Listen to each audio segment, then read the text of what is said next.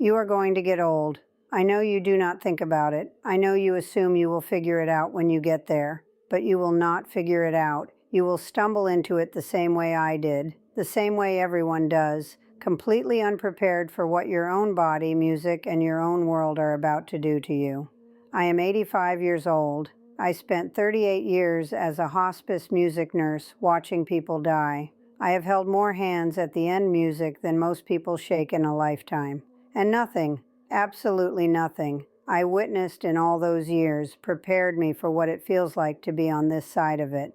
So before you scroll away to watch something easier, let me tell you what is coming for you. Not because I want to scare you, but because music, I wish somebody had told me. The first harsh reality is that your body shrinks. And I do not mean metaphorically. Music, I mean literally shrinks. I used to be 5'6" and tall. I remember standing up straight next to my husband on our wedding day, thinking how perfectly we fit together. I am now barely 5'4" in. My spine has compressed. The cartilage music between my vertebrae has worn away. I have lost 2 1/2 in of myself. And let me tell you something. They do not put in the pamphlets at the doctor's office. When your body shrinks, so does your presence in the world. You take up less space. You weigh less. You become easier to overlook, easier to move aside, easier to forget is standing there. My grandson hugged me last Christmas, and I felt like a sparrow in his arms. I used to be the one who held people up. Now I am the one who might blow away. Women lose more height than men do. Look it up. By 80, the average woman has lost and taken away centimeter by centimeter. And it is not just height. My hands cannot grip a jar lid anymore. I cannot carry my own groceries in one trip. I used to lift patients, reposition bodies, work 12-hour shifts on my feet. Now I get winded walking to the mailbox. Your body does not fail all at once. It does not give you the dignity of a clean break. It just slowly, quietly, persistently becomes less. The second harsh reality is that you become invisible. And I do not mean people are rude to you, although sometimes they are. I mean you actually stop registering in their vision. I was at the pharmacy last month, and the young man behind the counter looked right through me to help the woman in her 40s who had walked up behind me. He did not even see me. I was standing there holding my prescription, and he looked at me like I was furniture. A survey found that 70% of women feel invisible as they age. The world that used to watch you, evaluate you, desire you, fear you, need you, that world eventually stops seeing you at all. You become scenery. You become something people walk around on the sidewalk, music, without thinking about. You become old. The third harsh reality, music, is that you outlive everyone you ever loved. My husband Tommy died 7 years ago. My best friend since nursing school, Patricia, died in 2021. My brother passed in 2018. My neighbor Helen, who I used to have coffee with every Tuesday morning, gone in 2023. I am running out of people who remember the person I used to be. I am running out of people who can say, remember when we did this or that. I am becoming the last witness to my own history. And let me tell you something about widowhood that nobody warns women about. Over 40% of women over 65 are widows. Somehow each of us feels completely alone in it. I was Tommy's wife for 56 years. I was his caregiver for the last 6 of those years when the Parkinson's took him away piece by piece. I bathed him. I fed him. I held him when he forgot who I was. And when he finally died, I thought the worst was over. I was wrong. The worst is every night since.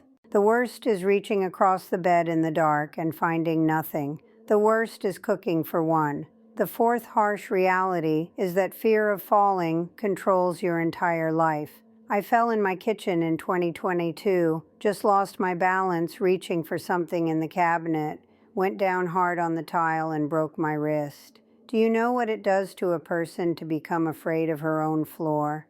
Now I think about falling constantly. Music. I think about it when I get out of bed. I think about it in the shower. I think about it going down the porch steps to get the mail.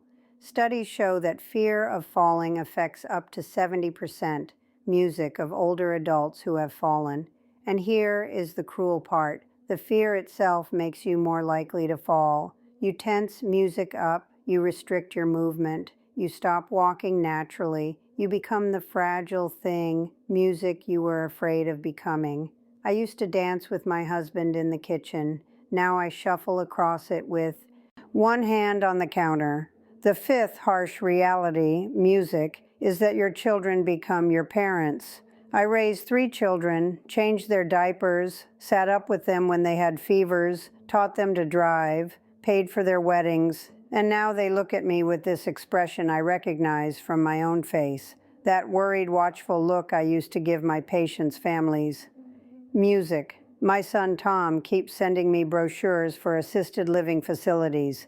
My daughter Peggy calls every single morning at 7:30 music to make sure I am still alive. And I know they love me. I know they are scared of losing me. But do you know what it feels like to have your own children? Music talk about you in the other room like you cannot hear them.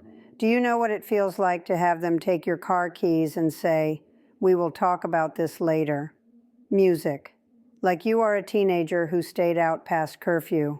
I spent my whole life being the caregiver, the strong one, the one who knew what to do. Now I am the problem they are trying to solve. The sixth harsh reality is the constant terror of being a burden. Nearly half of aging parents say they worry about being a burden to their children.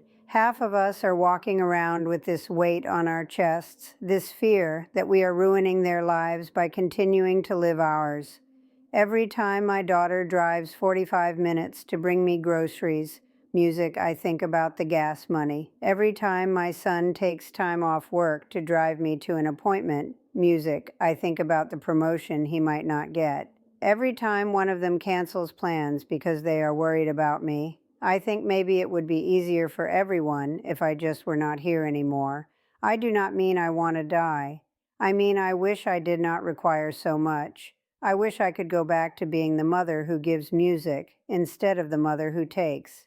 I spent 38 years telling dying patients that they were not burdens, that their families wanted to be there, that needing care is not a moral failure. I believed it when I said it. I'm having trouble believing it now, music, that I am the one who needs. The seventh harsh reality, music, is that loneliness is not about how many people are in your life. Loneliness is about nighttime. I have 3 children who call me, 6 grandchildren who send me pictures, 3 great-grandchildren who wave at me on video calls. I am not isolated, I am not forgotten, and I am still lonelier than I have ever been in my life. Because loneliness is not about head count. Loneliness is about 3 in the morning when you cannot sleep, and there is no one in the house to tell. Loneliness is about eating dinner in silence with the television on music, just so you can hear a human voice. Loneliness is about that moment music between turning off the lamp and falling asleep, when the quiet becomes so loud it hurts. I had a patient once, music, a woman in her 90s, who told me, "The nights are so long now. I did not understand what she meant, music, until Tommy died. Now I understand, music. The nights are so long. Now the 8th harsh reality is that your mind plays tricks on you, music, and every trick terrifies you. I forgot my neighbor's name last week. I have known her for 12 years, and I stood there on my own front porch with my mouth open, trying to remember what to call her. It came back to me an hour later. It was Sharon. But for that hour, I was convinced I was losing my mind. Memory slips are normal at any age, but when you are 85, music, every memory slip feels like a warning sign. 2 of my closest friends died with dementia. I watched them disappear into themselves. I held their hands when they did not know who I was anymore. So when I walk into a room and forget why I went in there, I do not just shrug it off the way you might. I stand there frozen, wondering if this is it, if this is the beginning, if my mind is starting to leave me the way it left them. I keep a notepad by my bed now. I write everything down, not because I need to, but because I am afraid of what it would mean if I forgot. The 9th harsh reality is that you have to plan your own ending. I have a living will. I have a do not resuscitate order. I have told my children exactly what I want and what I do not want. I have picked out the dress I want to be cremated in. A blue one, Tommy always said, made my eyes look pretty. I have written letters to each of my grandchildren that my daughter will give them after I am gone. I have done all of this not because I am morbid, but because I spent 38 years watching families fall apart, because nobody talked about death music until death was in the room. I know what happens when you do not have these conversations. I know what happens when your children have to guess what you would have wanted. So I have told them I do not want to be kept alive by machines. I do not want extraordinary measures. I want to die at home if I can. I want my ashes scattered in the garden where Tommy and I used to sit, music on summer evenings. And I want them to know that I am not afraid of dying. I am afraid of suffering. I am afraid of forgetting who they are. I am afraid of becoming someone they have to take care of instead of someone they want to visit. Death is not the enemy. I learned that in hospice. Suffering is the enemy. Loss of dignity is the enemy. Being a body in a bed instead of a person with a story, that is what I am afraid of. Music. So there it is. 9 harsh realities. 9 things nobody tells you about being has mostly stopped seeing you. I am not telling you this to make you sad. I am telling you this because you are going to be here someday. Maybe not 85 exactly, maybe 90. Maybe standing in a body that does not work the way it used to, surrounded by people who treat you differently than they did when you were younger, facing questions you never thought you would have to answer. And when that day comes, I want you to know you are not alone. Here is what they do not tell you, though.